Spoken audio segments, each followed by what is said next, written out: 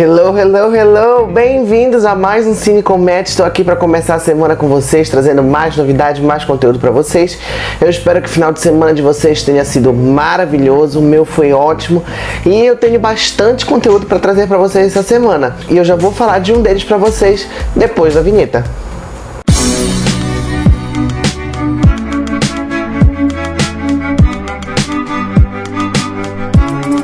Bom, hoje eu tô aqui para falar para vocês sobre Rua do Medo, parte 2, 1978, o segundo filme da trilogia de terror da Netflix, que eu falei semana passada sobre Rua do Medo, parte 1, 1994.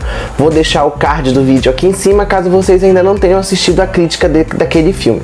Então, hoje eu tô aqui para falar da parte 2 e depois da sexta-feira, quando será lançada a parte 3, eu vou falar também da parte 3.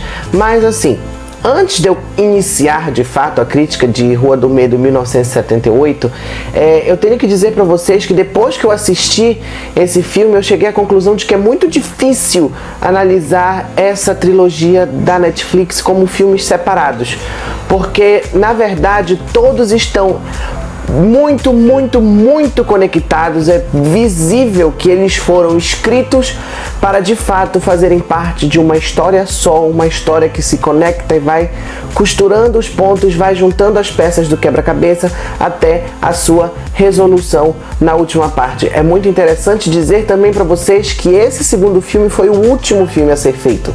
Dos três foi o último a ser filmado, foi o último a ser produzido.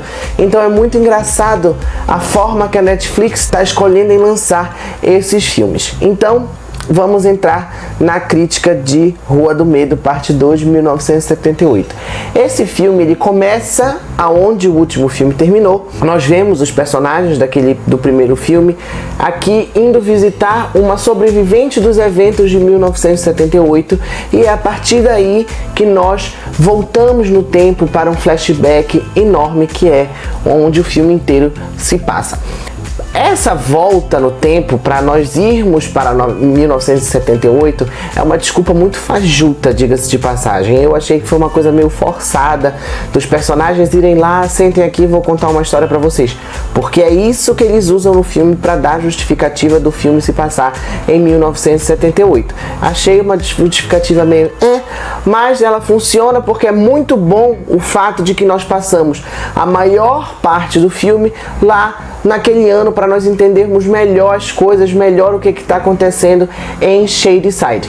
E não fica aquela história de parar o filme no meio para voltar para o presente, ou melhor, para 1994, para dar alguma explicação e de repente voltar de novo para a história que está sendo contada. Não, o filme passa-se praticamente que inteiro lá, a gente só volta para 1994 já no final do filme, depois que a história toda foi contada.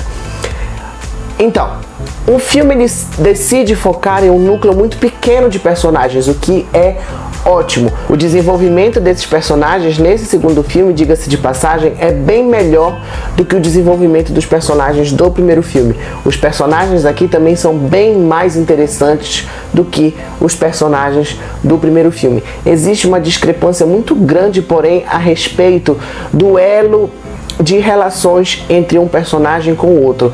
Essas relações entre personagens foi muito melhor trabalhada no primeiro filme do que ela aqui. A gente não sente uma... Tudo bem que as duas protagonistas desse filme são irmãs, mas a gente não sente com os personagens essa conexão, esse elo de relação tão forte que a gente sentia no último filme. Isso pra mim foi uma falha. Em compensação, Rua do Medo, parte 2, ela abraça de vez o sobrenatural. Enquanto o primeiro filme ele flerta com o sobrenatural, sendo mais um slasher do que qualquer outra coisa, o segundo filme não, ele abraça de fato o sobrenatural e flerta um pouquinho com o slasher. As mortes são muito criativas, tem um assassino, mas é porque o fundamento da história é esse, como vocês sabem, vocês assistiram o primeiro filme, a bruxa amaldiçoa alguém, essa pessoa vai matando vítima após vítima, após vítima, após vítima, como uma forma da bruxa se vingar pelo que fizeram com ela em 1666.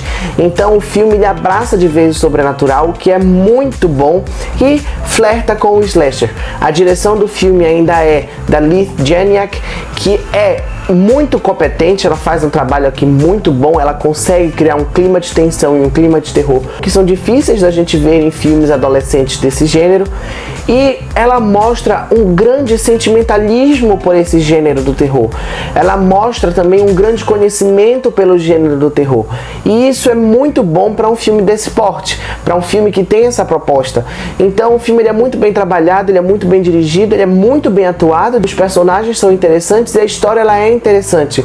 Entretanto, por mais que Rua do Medo Parte 2 seja um pouquinho melhor do que o seu antecessor, ele parece muito episódico. É por isso que eu digo que essa trilogia de filmes é difícil de ser criticada como filmes solos, porque eles estão tão conectados que é difícil de quebrá-los ao meio para poder trazer uma crítica mais concreta para vocês. Esse filme se mexe muito mais rápido do que o anterior se move, não tem cenas que atrasam o ritmo do filme, ele segue um ritmo muito bom e ele explica algumas coisas a respeito da lenda da bruxa que assombra que amaldiçoou a cidade de Shadyside.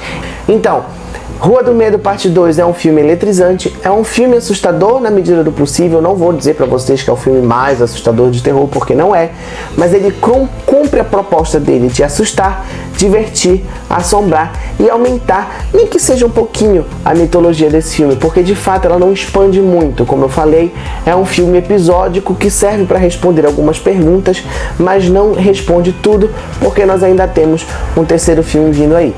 Eu fecho Rua do Medo Parte 2, 1978, com a nota 8,5. E esse foi o vídeo de hoje, meus queridos. Eu espero que vocês tenham gostado. Não se esqueçam de se inscrever no canal e ligar as notificações no sininho para vocês saberem quando tem vídeo novo, e deixar aquele like aqui para mim, porque isso aumenta muito a relevância desse vídeo. Um beijo para vocês, boa semana e até a próxima.